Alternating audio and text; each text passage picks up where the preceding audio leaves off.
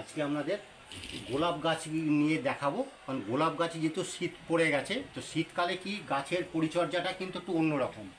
কারণ অন্যরকম কি, যে গাছটাকে কাটিং করতে হবে। গাছের মাটি আছে, সেই মাটিটাকে তুলে সার, বিভিন্ন রকম সার মিশ্রিত করে খাবারটা যদি ঠিকঠাক করে আমরা দিতে পারি, তাহলে কিন্তু সারা সিজনটা কিন্তু ফুল হবে এবং খুব বড় বড় ফুলগুলো হবে। তো সেগুলো করতে গেলে দেখুন, আমার এই যে গাছগুলো রয়েছে, কিছু নতুন গাছও আছে, কিছু পুরনো গাছও আছে। তো এগুলো কি দেখুন, আমি আগে প্রথমে কিন্তু এই মাটিগুলো যেগুলো আছে পুরনো মাটি, এগুলোকে কিন্তু সব আমরা তুলবো। মাটিগুলোকে তুলে কিন্তু বার করবো। মাটিগুলো দেখুন এভাবে কিন্তু প্রতিটা মাটিকে কিন্তু আমি তুলে বার করছি। দেখুন এখান থেকে আমরা প্রতিটা টপ থেকে একদম পুরো মাটিগুলো কিন্তু তুলে দেখুন আমরা সব কিন্তু বার করে নিলাম। দেখুন সব শেকড়গুলো দেখছেন, সব পুরো বেরিয়ে আছে শেকড়গুলো।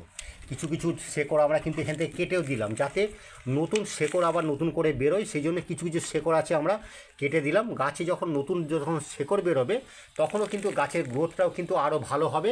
গাছটা কিন্তু নতুনভাবে কিন্তু গাছটা তৈরি হবে। ওই জন্য পুরনো কিছু শেকড় আছে আমরা কিছু কেটে ফেলে দিলাম। তো দেখুন আমাদের তিনটে টবগুলো আছে, দেখুন আমরা সব টবগুলো কিন্তু আমরা মাটিগুলো খুঁড়ে দিলাম, প্রতিটা শেকড়গুলো কিন্তু আমরা বার করে দিলাম। এরপর হচ্ছে এই কাজটা হচ্ছে আমার দেখুন মাটিটা করার পর এরপরে হচ্ছে আমরা এখানে খাবার মিশ্রণ করব।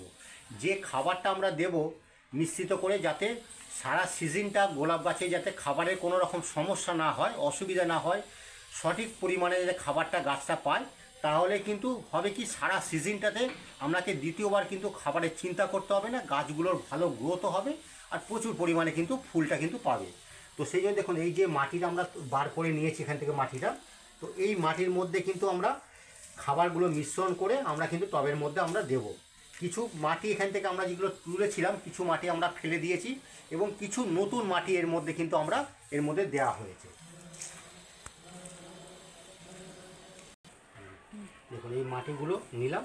এরপর কি করব, আমরা এর মধ্যে খাবারগুলো মিশ্রণ করবো। তা খাবার মিশ্রণ করতে দেখুন আমি কিছু খাবার রেখেছি। দেখুন এখানে আছে, এটা নিম খোল আছে, এটা ভার্মি কম্পোস্ট আছে, শিঙের কুচি আছে, এটা হাড়ের গুঁড়ো আছে, পটাশ আছে, আর খোল আছে, আর এবং হচ্ছে ডিএপি সুপার ফসফেট, আর হচ্ছে গোবর সার, আর একটা হচ্ছে সাপ ফাঙ্গাসাইড, এটা কিন্তু আছে। তো এইগুলো সব কিন্তু আমরা এর মধ্যে মিশ্রণ করব। তো গোবর সারগুলো দেখুন, আমি সব গোবর সারগুলো কিন্তু এর সঙ্গে আমি মিশিয়ে দিলাম।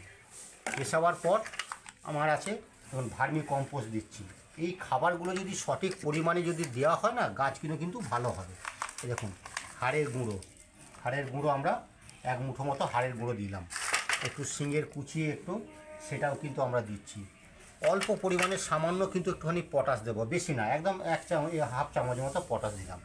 আর 1 চামচ মতো একটু নিম খোল এটা দিয়েছি, আর একটুখানি সর্ষে খোল দিলাম। দেখুন সর্ষে খোল, খাবার যদি সঠিক পরিমাণে হয় গাছ দেখবেন এমনি গাছ ভালো হয়ে যাবে। আর একটু সামান্য একটুখানি ডিএপি দিলাম। এটা দেওয়ার পর আমরা মিশ্রিটা কিন্তু ভালো মতো একটু করে নেবো। আর এর সঙ্গে কিন্তু আমরা একটুখানি সাপ ফাঙ্গাসাইড মিশিয়ে নিচ্ছি। কারণ হচ্ছে যেহেতু নতুন মাটি পুরনো মাটি আছে, এই মাটিতে কোনো ছত্রাকজনিত কারণে যাতে শেকড়গুলো যাতে কোনো রকম ড্যামেজ না হয়ে যায়, তার জন্য অল্প পরিমাণে আমরা কিন্তু এটা এর সঙ্গে মিশিয়ে নিলাম। তাহলে কিন্তু কোনোটা শেকড়, যে নতুন পুরনো শেকড়, এগুলো কিন্তু একটা নষ্ট হয়ে যাবে না, পচে যাবে না। সেই জন্য কিন্তু এইটা আমরা মিশিয়ে দিলাম। দেখুন এবারে হচ্ছে মিক্সিং, এটা হচ্ছে অত্যন্ত জরুরি। কারণ গাছের খাবারের সঙ্গে মিক্সিংটা একটু জরুরি।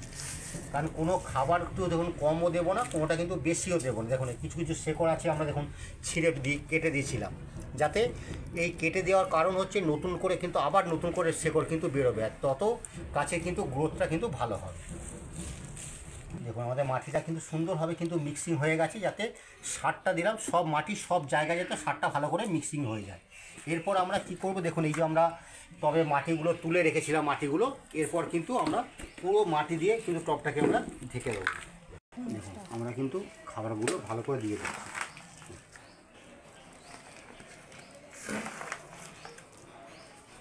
দেখুন আমরা মাটিগুলো দিয়ে কিন্তু সার মিশ্রিত মাটি আমরা গাছের গোড়াতে কিন্তু দিয়ে দিলাম, প্রতিটা গাছে দিয়ে দিলাম। এরপর কিন্তু গাছটাকে আমরা কাটিংগুলো কিন্তু করবো। এই প্রুনিংটা হচ্ছে অত্যন্ত, খাবারের সঙ্গে সঙ্গে গাছের প্রুনিংটাও অত্যন্ত জরুরি। কারণ এই প্রুনিংটা যদি ঠিকমতো না করা হয়, তাহলে কী হবে, নতুন ব্রাঞ্চ কিন্তু গাছ থেকে সাইড থেকে বেরোবে না। নতুন ব্রাঞ্চ না বেরোলে ফুলের সেরকমভাবে ফুলগুলো কিন্তু হবে না। তো আমরা দেখুন গাছগুলোকে আমরা কিন্তু এবারে পুনিংগুলো করব। তো পুনিংগুলো করছি দেখুন, দেখে নিন। কারণ কিছু গাছে আমরা হার্ড পুনিং করব, কিছু গাছে আমরা সফট পুনিং করব, কারণ গাছ যে অবস্থা দেখে বুঝে সেরকম। যেন তেন প্রকারে গাছ যদি আমরা পুরো কেটে দিই তাহলে কিন্তু গাছটা কিন্তু কোনোরকমভাবে গাছটা কিন্তু মরেও যেতে পারে। সেভাবে আমরা বুঝে শুনে গাছগুলো কাটবো। তো দেখুন এখানে যে শুকনো ডালগুলো যেগুলো ছিল দেখুন আমরা এগুলো কিন্তু আমরা কেটে কেটে ফেলছি। দেখুন দেখুন এগুলো কিন্তু এই যে গাছটা দেখুন শুকিয়ে গেছে ডালটা, এগুলো কিন্তু আমরা কাটিং করছি। এইভাবে কাটলে কী হবে, নতুন নতুন প্রচুর ব্রাঞ্চ বেরোবে, আর সেখান থেকে কিন্তু প্রচুর পরিমাণে কিন্তু ফুলগুলো কিন্তু হবে। এগুলো কিন্তু এবারে আমরা কিন্তু কাটিংগুলো করে দিচ্ছি। আর এই গাছটা যেহেতু এটা 1-1.5 বছরের গাছ, সেই হিসাবে আমি কিন্তু এগুলো কাটছি। এখন এগুলো কাটবো এবং সব দেখে শুনে কিন্তু কাটতে হবে। সব ডাল হুটহাট করে কেটে দিলে কিন্তু হবে না। দেখুন এখানে এটা কিন্তু আমি এখান থেকে কাটছি, মানে কাটাটাও কিন্তু একটুখানি দেখে শুনে কাটতে হবে, কোথা থেকে কোন ডালটা কাটবেন। কারণ এখন দেখুন শীতকাল যখন পড়ে গেছে, দেখুন নতুন নতুন কিন্তু ব্রাঞ্চ দেখুন বেরোতে শুরু করে দিয়েছে ব্রাঞ্চগুলো। এগুলো কিন্তু আমরা এই মুহূর্তে কিন্তু এগুলো কিন্তু কাটবো না। দেখুন নতুন নতুন ব্রাঞ্চ এগুলো কিন্তু বেরোতে শুরু করেছি। উপর শুধু জাস্ট ফুলটা আমি এই ডালটা কেটে দেবো। এইভাবে এটা কিন্তু যেহেতু নতুন গাছ, আমরা কিন্তু একদম হার্ড পুনিং এগুলো আমরা করবো না।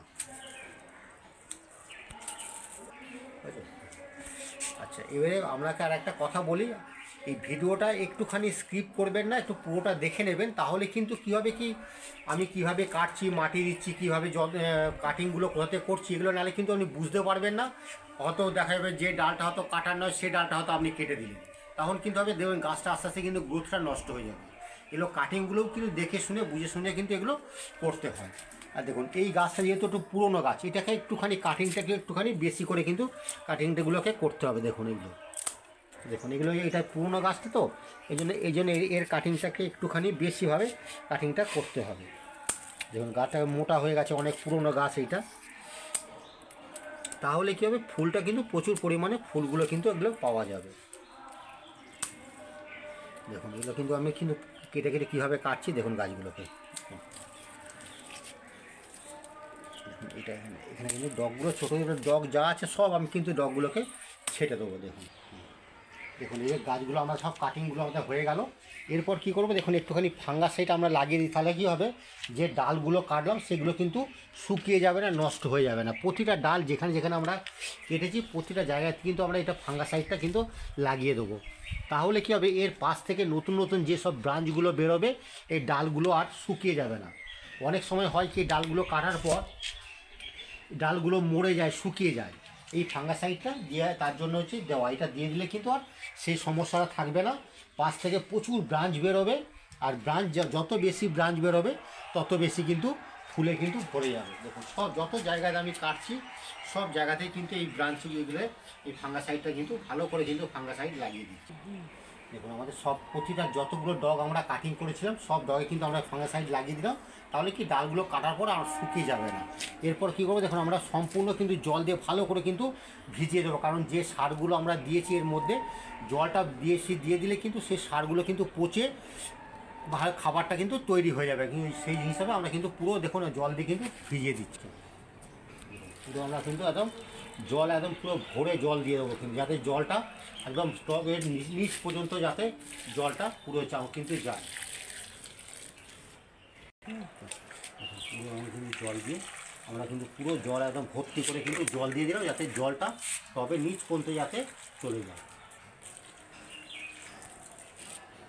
এইভাবে যদি আপনারা গোলাপ গাছের পরিচর্যা করেন, দেখবেন শীতকালে প্রচুর ফুল পাবেন এবং ফুল কিন্তু অনেক দিন পর থাকবে এবং ফুলের সাইজও কিন্তু বড় হবে। আর একটা কথা বলি, একটুখানি আমার ভিডিওটাকে একটুখানি সাবস্ক্রাইব করে রাখবে। তাহলে কি নেক্সট যখন ভিডিওটা যখন আবার বেশি ফুল হবে সেগুলো যখন আপনাদের দেখাবো, তখন কিন্তু সবার আগে কিন্তু আপনার কাছে এই ভিডিওটা পৌঁছে যাবে। তো ভালো থাকবেন, নমস্কার।